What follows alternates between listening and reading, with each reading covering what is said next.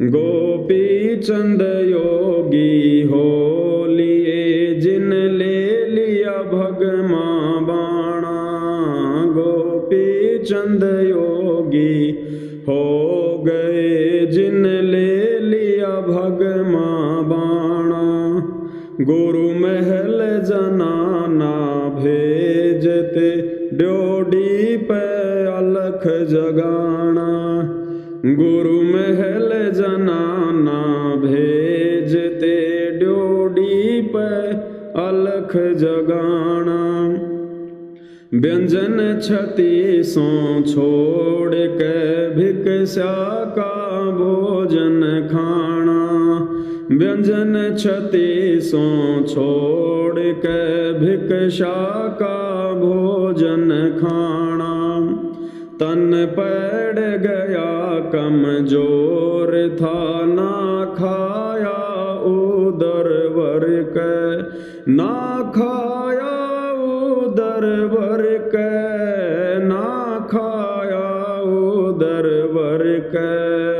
लागी का मार्ग और है लग चोट काल जा कर के। अब देखो भाई और बहनों कितनी बढ़िया शिक्षा है।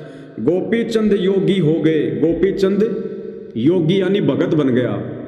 जिन ले लिया भगमा बाणा, साधु बाणा पहन लिया, गोरखनाथ का शिष्य बन गया। गुरु महल जनाना भेजते ड्योढ़ी पे अलख जगाना। गोपी चंद के पीछे हो लिया, राजपाट छोड़ दिया और गोपी चंद ने उसकी परीक्षा लेनी चाहिए कि इसका अपनी पत्नी में, अपनी मां में किसी प्रकार का कोई मोह है क्या। गोरखनाथ ने गोपी चंद को भिक्षा लेने के लिए उसी महल में भेजा जहां उसकी मां, उसकी औरतें रहा करती थी। और वहां जाकर उसने अलख जगाई, अलख माई भिक्षा दे माई। अंदर से उसकी पत्नी आई। गोपी चंद ने कहा कि माई भिक्षा दे। बोला जी मैं आपकी पत्नी हूं।